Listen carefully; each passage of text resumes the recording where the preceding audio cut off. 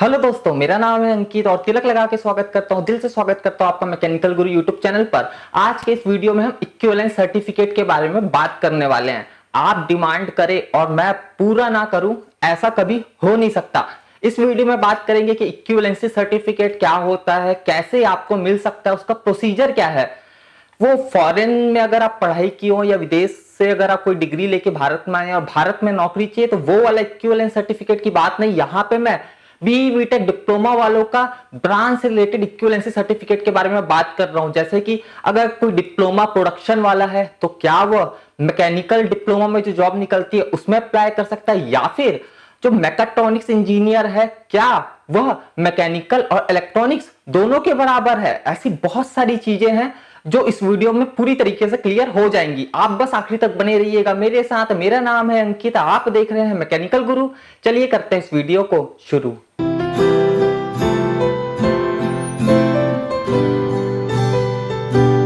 सबसे पहले आज का सवाल, आपकी यूनिवर्सिटी का नाम क्या, आपके इंस्टीट्यूट का नाम क्या है, आप कौन से इंस्टीट्यूट या यूनिवर्सिटी से पढ़ाई किए हैं, कर चुके हैं, जरूर बताइएगा मुझे नीचे कमेंट्स में। इस वीडियो को लाइक जरूर करना यार, और शेयर जरूर कर देना अपने फ्रेंड्स के साथ। मेरी भी हेल्प हो जाएगी, फ्रेंड्स की भी हेल्प हो जाएगी। जैसा कि मैंने वीडियो की शुरुआत में बताया, यह वीडियो है इक्विवेलेंसी सर्टिफिकेट से रिलेटेड।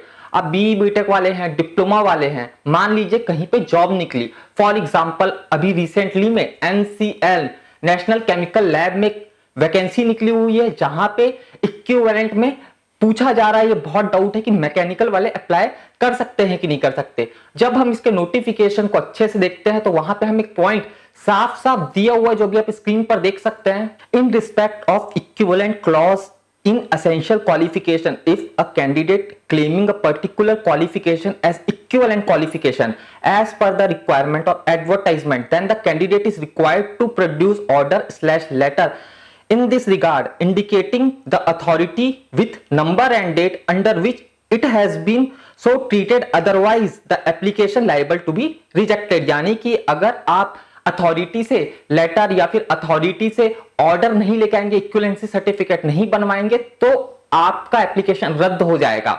अब ये इक्विवेलेंसी सर्टिफिकेट आखिर किस बला का नाम है यार, ये बनता कैसे है।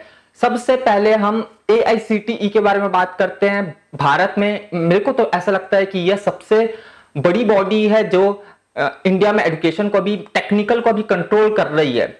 AICTE ये बोलता है कि जॉब से रिलेटेड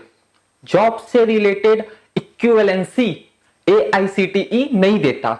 साफ साफ AICTE बोलता है कि जॉब से रिलेटेड इक्विवेलेंसी AICTE नहीं देता। तो इसका मतलब क्या इक्विवेलेंसी सर्टिफिकेट होता नहीं है? बहुत सारे लोग बनवा के ऑलरेडी रखे हो, तो वो कैसा होता है? रुकिए गम खाइए, मैं बता रहा हूं।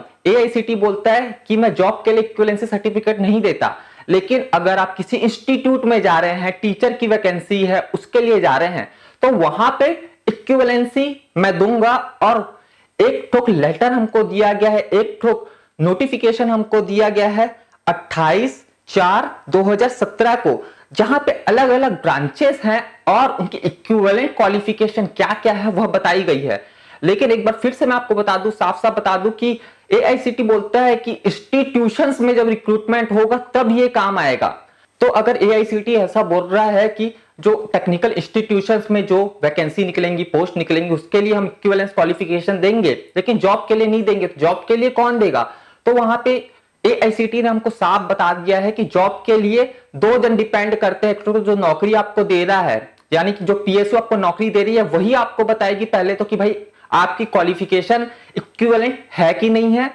इसके अलावा एक है आपकी यूनिवर्सिटी, जो आपको दे सकती है इक्विवेलेंस सर्टिफिकेट। यूनिवर्सिटी के तरफ से आपको इक्विवेलेंस सर्टिफिकेट मिल सकता है, या फिर जो नौकरी दे रहा है आपको, जो PSU का रिक्रूटमेंट निकला हुआ है, वही ऑफिशियल नोटिफिकेशन में बताएगा। जैसे गेट के साथ जो कंपनीज जुड़ती हैं वह बता देती हैं कि इतनी इतनी इक्विवेलेंट क्वालिफिकेशन है, यह ब्रांच वाले जो मैकेनिकल में जो गेट दे रहे हैं वो बिल्कुल इस फॉर्म को भर सकते हैं। तो यह भी सीन कुछ उसी तरह है, यानी कि जो आपको नौकरी देगा उसके ऊपर डिपेंड करेगा कि वो आपको लेना चाहे कि नहीं चाहे।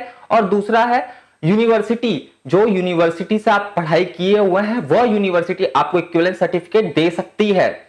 और AICTE ने तो एक सर्कुलर में साफ साफ कह दिया है कि इस तरीके से इक्विवेलेंसी से रिलेटेड जो भी मैटर है वो AICTE तक ना आए, वह यूनिवर्सिटी लेवल में ही सॉल्व कर दिया जाए। इनफैक्ट इस तरीके के बहुत सारे मैटर अभी कोर्ट में भी चल रहे हैं और हर जगह है। इस तरीके के चीजें आपको अलग अलग जगह अलग अलग तरीके की देखने को मिलेंगी। जैसा कि हम सभी जानते हैं AICTE से मान्यता प्राप्त जो टेक्निकल इंस्टीट्यूशंस हैं उनसे जो डिग्री मिलेगी वह ऑल ओवर इंडिया लेवल पर आपकी चलती है, आपका काम आ जाती है, आपके सेंट्रल गवर्नमेंट में भी काम आती है। IES का एग्जाम देने, मतलब कोई भी आपको एग्जाम देना है, सरकारी या प्राइवेट, इंडिया में रिक्रूटमेंट में बैठना है, जॉब के लिए जाना है, प्रमोशन चाहिए, तो वह डिग्री बिल्कुल आपके काम आएगी जो AICTE। तो AICTE बोल सकते हैं कि सबसे बड़ी बॉडी, सबसे फेमस है AICTE। लेकिन जैसा कि हमको पता है AICTE हर एक टेक्निकल इंस्टीट्यूशन को कंट्रोल नहीं करता। जी हाँ, अगर आपको नहीं पता तो मैं बता दूं, इंडिया में IITs है, इंडिया में IISc है, ट्रिपल IITs है,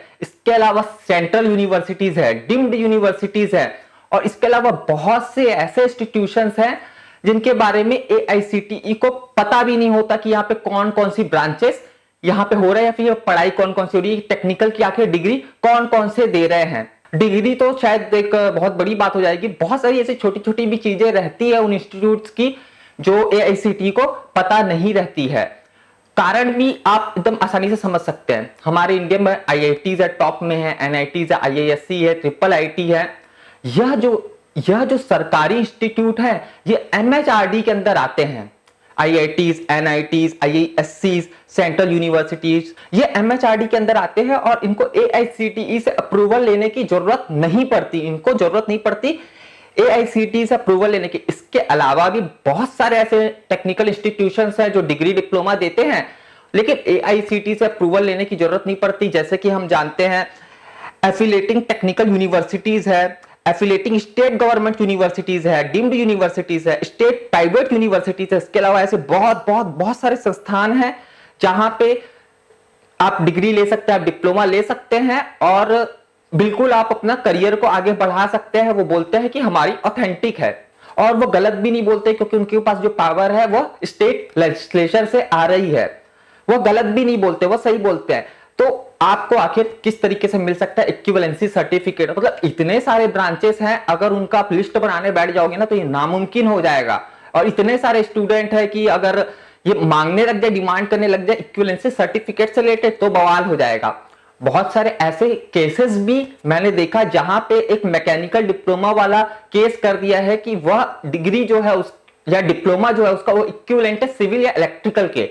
भाई यह तो मैं नहीं मानता यार, क्योंकि बहुत अलग होता है ये कोर्स होता है। मैकेनिकल और इलेक्ट्रिकल तो इक्विवेलेंट नहीं हो सकते। हाँ, लेकिन बहुत सारे ऐसे भी केसेस हैं और कुछ ऐसे AICTE के डिसीजन हैं जहां पे कुछ ब्रांच को इक्विवेलेंट किया गया है। जैसे कि अभी आप एक सर्कुलर स्क्रीन पर देख सकते हैं, यह 27/2/2020 का AICTE का सर्कुलर है। 27/2 मतलब इसी साल का है, 2020 का यह सर्कुलर है। यहां पे आप देख सकते हैं second last para, in view of above matter has been considered further by this council and accordingly it brought to the notice of all technical institutions that the postgraduate degree courses in VLSI design may be considered as relevant या फिर appropriate nomenclature of PG degree for recruitment of faculty in the Department of Computer Science and Engineering. Similarly, the MTech course in remote sensing and geographic information system GIS should be considered by recruiting agencies for both direct recruitment in the Department of Civil Engineering and the promotion under career advancement scheme. और यह जो notification है basically यह notification भी जो इनके institution है AICTE के इंस्टीट्यूशन है यह सिर्फ उन्हीं के लिए है। तो यहां से हमको एक बात तो क्लियर हो जाती है कि AICTE की तरफ से कोई भी इक्विवेलेंसी सर्टिफिकेट वाला यहाँ पे स्कीम है ही नहीं। तो आखिर आपको इक्विवेलेंसी सर्टिफिकेट आखिर मिल कैसे सकता है? तो वह यूनिवर्सिटी से आपको जरूर मिल सकता है। आपकी जो यूनिवर्सिटी है वहां से आपको बेसिकली ये इक्विवेलेंस सर्टिफिकेट मिल सकता है, लेकिन उसके लिए भी आपको एफर्ट करना पड़ेगा। कहीं पे इसका फॉर्म भरने की फीस भी होती है, कहीं कहीं पे फ्री है, कहीं कहीं पे ऑनलाइन अप्लाई करना पड़ता है, कहीं कहीं पे अभी भी ऑनलाइन नहीं हुआ, ऑफलाइन इसका प्रोसीजर है। इसके अलावा अलग अलग लेवल पर इक्विवेलेंस कमेटी भी बैठी हुई है जो समय समय पर इस तरह की क्वेरीज वगैरह सॉल्व करती है, इस तरीके की जो दिक्कत आती है वह दूर करती है। अलग अलग स्टेट का या इसमें अलग अलग सिस्टम है। आप हरियाणा में रहते हैं तो आपका जो भी बोर्ड है जो आप जहां से आप टेक्निकल एजुकेशन अपनी ले रहे हैं उसकी वेबसाइट पर जाके देखिए, वहां जाके देखिए कि वहां ये व्यवस्था है कि नहीं है। ये कुछ ज्यादा डॉक्यूमेंट्स की आपको जरूरत नहीं पड़ती, मार्कशीट की जरूरत पड़ेगी। आपको प्रूफ करना होगा कि आप पढ़े हुए हैं, पास हो चुके हैं, बस इतना ही है, कुछ ज्यादा उसमें तामझाम नहीं है। लेकिन मुद्दे की बात है, मिलना चाहिए आपको। मतलब यह है कि अगर ये आपकी यूनिवर्सिटी चाहे तो आपको दे सकती है, और अगर आपकी यूनिवर्सिटी नहीं चाहे तो वह नहीं देगी आपको। जैसे कि तमिलनाडु, अभी आप स्क्रीन पर देखिए, Tamil Nadu state council of higher education, यहाँ पे इक्विवेलेंस कमेटी की एक मीटिंग बैठी थी, मिनट्स ऑफ मीटिंग है। तो इसमें अलग अलग तरीके के रिजोल्यूशन है और उसमें दिखाया गया है, उसमें बताया गया है कि इक्विवेलेंट है कि नहीं है। जैसे कि रिजोल्यूशन नंबर 230 देखिए, public services qualification consideration of B BTech in production engineering offered by Anna University is to whether equivalent to B BTech mechanical engineering for the purpose of employment in public services. तो equivalent, इसके अलावा यहाँ पे ये पूरी list है जहां आप जाके देख के समझ सकते हैं कि किसको इक्विवेलेंट माना जा रहा है और किसको इक्विवेलेंट नहीं माना जा रहा है। क्योंकि भाई ये केस अभी का नहीं है, ये बहुत पहले से चला आ रहा है। तो दोस्तों बेसिकली बोलने का मतलब यह है कि आप जिस भी यूनिवर्सिटी में, जिस भी इंस्टीट्यूट में है, आपको वहां से मिल सकता है, आपको पता लगाना पड़ेगा। फॉर एग्जांपल ये स्क्रीनशॉट अभी और देखिए आप, गुरु नानक देव इंजीनियरिंग कॉलेज लुधियाना, इसमें एक सर्कुलर एआईसीटीई की तरफ से ही आया था कि B production is treated as equivalent to mechanical for purpose of employment in non academic fields only.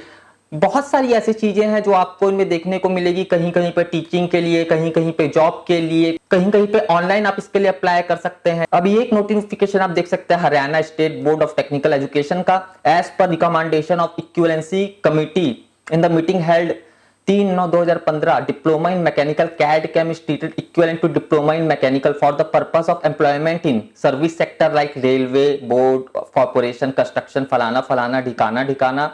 और उसके बाद ये सब कंप्लीट आप चेक कर सकते हैं और देख सकते हैं इसकी वेबसाइट में। तो इसी तरीके से अलग अलग ये जो बोर्ड हैं उनके हिसाब से इनका अलग अलग सिस्टम है। उसके अलावा एक लेटर ये बोर्ड ऑफ टेक्निकल एजुकेशन का 2014 का भी मिला।